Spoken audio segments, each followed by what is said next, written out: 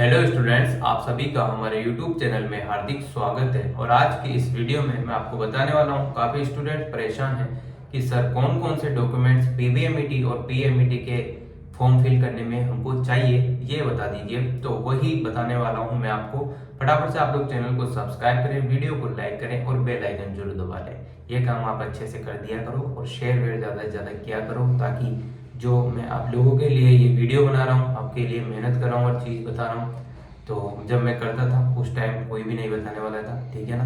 तो आपको इतना तो मैं हेल्प कर ही रहा हूँ, तो आप लोगों को कोई भी थोड़ा सा फर्ज बनता है कि वीडियो को ज़्यादा से ज़्यादा शेयर करें और चैनल पर ज़्यादा से ज़्यादा सब्सक्राइब भी करवाएं, ठीक है। तो चलो अब बता देते हैं आपको। पीबीएमईटी के जो फॉर्म है वो 11 अक्टूबर से स्टार्ट थे और 18 अक्टूबर लास्ट डेट है। और पीएमईटी का भी सेम वही प्रोसेस है, दोनों का सेम है ना। तो आप लोगों को क्या क्या चीज़ें चाहिए, कौन कौन से डॉक्यूमेंट्स आपके लिए वहाँ पर चाहिए जो फॉर्म भरने में आपकी हेल्प करेंगे, कौन कौन सी चीजें हैं, चलो सबसे पहले तो आप ये ध्यान दें। पीबीएमईटी का जैसे ही आप पीएमईटी का फॉर्म अपलोड करेंगे, सबसे पहले पीबीएमईटी की बात कर लेते हैं। उसमें आपको चाहिए 10वीं की मार्कशीट, 12वीं की मार्कशीट, ठीक है, जाति का जो प्रमाण पत्र सर्टिफिकेट होता है, ठीक है। मूल निवास भी आप लेकर जाएं, क्योंकि आपकी हेल्प हो जाएगी अगर कोई दिक्कत आती है तो। वैसे जरूरत नहीं है, जाति कास्ट तक ही ठीक है। फिर मूल निवास भी आप लेकर जाएं, कोई विशेष ऐसा वजन लगेगा नहीं आपको, लेके चल जाओगे तो। फिर उसके बाद जब आपकी बीएससी हो रही है या बीए हो रही है या ग्रेजुएशन जिस भी सब्जेक्ट से हो रही है, उसकी मार्कशीट फाइनल ईयर की, फर्स्ट ईयर सेकेंड ईयर भी लेके जानी है। ऐसा नहीं कि आप न लेके जाए, लेकर जरूर जाए। फिर उसके बाद रहा पोस्ट ग्रेजुएशन, अगर आपकी है और है होनी ही चाहिए, वरना आप फॉर्म मत भरना। अपेयरिंग में है तो भी सोच समझ के भरना कि आपका रिजल्ट आने वाला तो है ना दिसंबर तक, तभी भरना, अदरवाइज मत भरना, वरना 700 रुपये आपके डूबेंगे, फिर कुछ नहीं कर सकता मैं, ठीक है। आपके पोस्ट ग्रेजुएशन की मार्कशीट आपकी कंप्लीट होनी चाहिए फाइनल ईयर की, ठीक है, जिसमें भी आपके 55 से ऊपर परसेंट होनी चाहिए और 50% SC ST के और 55% OBC जनरल के, ठीक है ना। ये सब के लिए इसके बाद आप लोगों को आधार कार्ड आपका लेकर जाना है, काम आए ना आए लेके जरूर जाना है।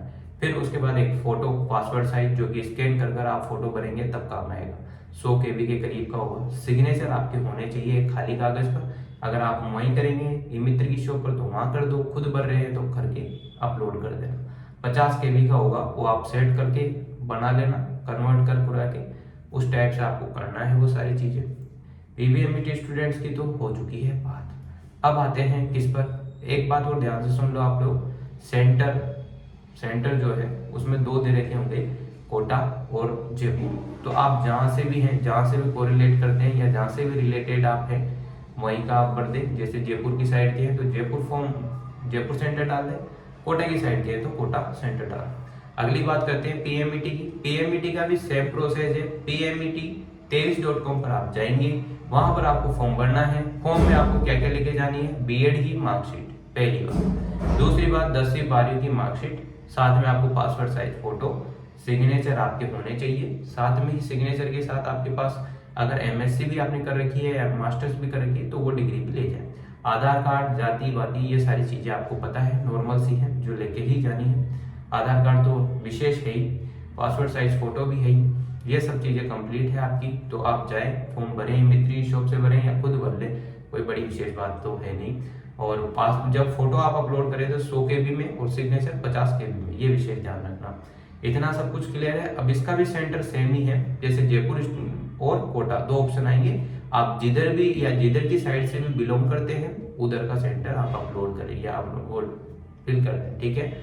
तो यही इंफॉर्मेशन थी आप लोगों को। डॉक्यूमेंट्स ज्यादा विशेष नहीं चाहिए। और जो भी आपको प्रिंट कॉपी मिलेगी, PDF या तो आप खुद भरेंगे तो PDF मिलेगी, अगर PDF ना मिले या मित्र के शॉप से भरेंगे तो आपको जो भी प्रिंट मिलती है 3 या 4 कागज, तो उन्हें संभाल के रखें, वो आपके एडमिशन के बाद काम में आएगी, ठीक है ना। हार्ड कॉपी के रूप में कॉलेज में जमा होगी, उसके 3 सेट बनेंगे, वो बात की बात है, मैं आपको बताता रहूंगा। पहले आप लोग इतना कर लो, फॉर्म फिल कर दो।